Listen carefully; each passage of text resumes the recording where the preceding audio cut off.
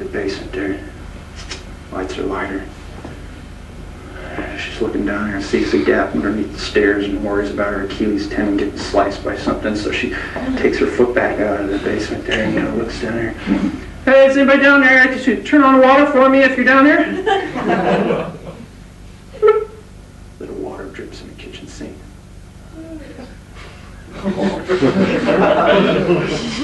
Feels like she's messing in territory where she shouldn't. Just take care of it in the morning. Walks the slide. Next thing, she's out in the fields. Oh, the fields. Out where the windmill goes back and forth. She gets under there in the metal basin. She remembers in her youth swimming in that little metal basement there. She jumps in there. No. She strips off her clothes. She's a woman now. She can't indulge herself quite as much. So she gets there in the water and splashes all over her naked body. Out in the plains, you can do things like that. No one sees you. So there she was, clean. Goes up into her bedroom again. The sun is set and it's dark. She has about, 10 or 20 candles all around her room like someone's laying in state there. And a little bedroll right in the middle of this bone floor there. It's just old dry bone wood. She lays down there in her bedroll. Blows out most of the candles that are around her. She's got one near her in the bed, by the side of the bed here, and just opens up the little matchbox and kind of practices reaching for it in case she needs it in the night. Alright. She blows out the light. The candle's gone. It's dark in there. All her boxes over there look like a man sitting in the corner. It looks like the head's lifting. It's just her imagination. She lays there and hears the crickets.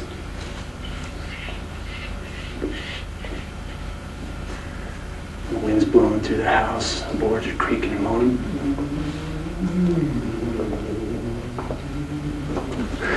She's laying there for a while and sees these little black silverfish kind of like bugs skittering around on the ground. She sure sees the little bathroom door there and the closet door. She looks up above her head. She sees a heat vent there and by the top of her bed, up by her where her head's laying. The heat vent's only 5-7 feet away from her. It's black. Looks like a little mouth ready to swallow her or something. She hears something skittering in there.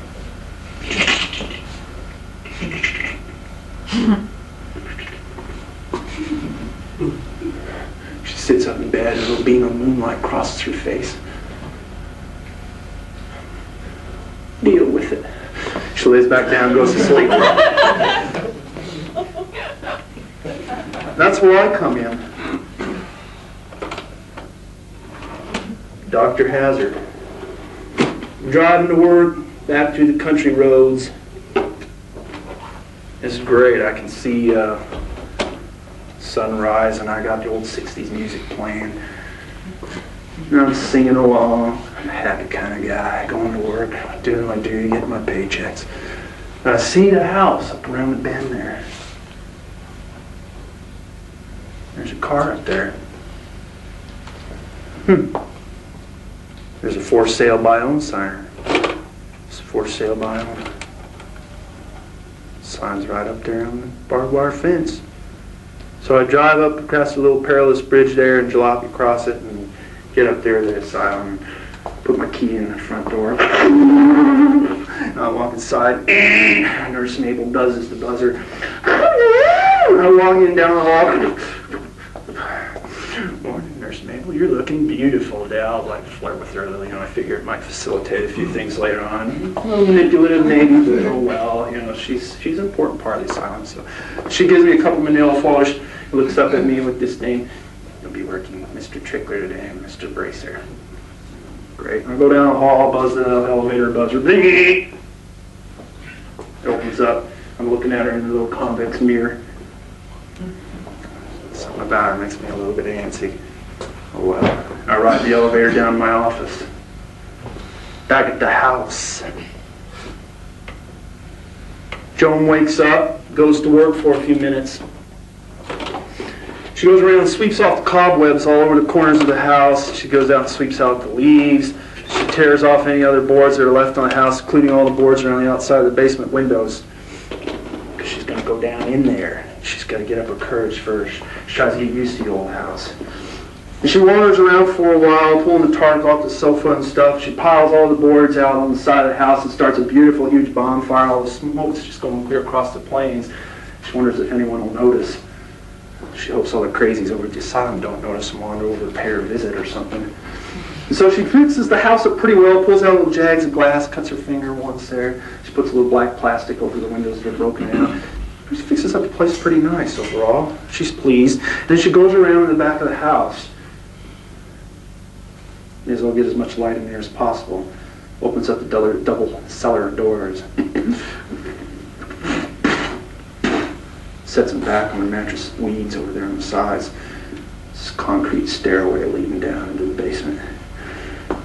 There's this pull of black sludgy wire at the bottom and a warped door down there. And she goes down, opens up the door, jumps across the water into the basement. Back to the office.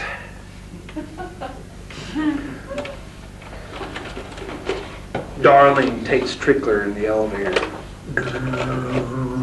Brings him down to me.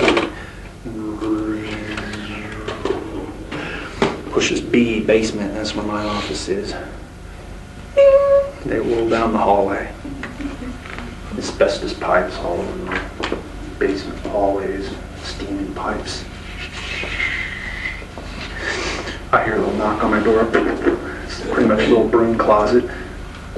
Come on in! Open up the door and Darling wheels in Mr. Trickler. Pasty bald, white emaciated. A little square here in the side of his head. I'm kind of curious about that. And it rolls in. So, what might be your name? I'm always real friendly to patients when they first come in.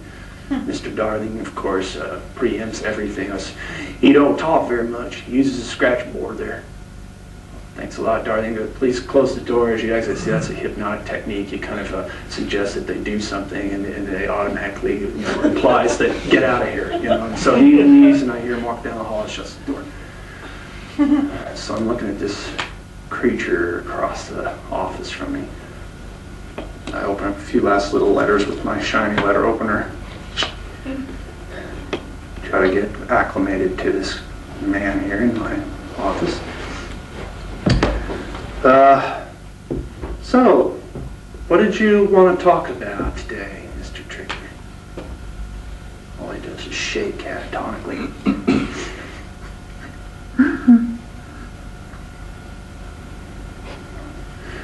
Well, I see here in your manila file, there's not much in here, but Lisa says that someone heard you talking in your sleep once. Hey, people are keeping an eye on you, huh? So, let's hear that beautiful voice of yours. Come on, let it sing out a little bit. Nothing.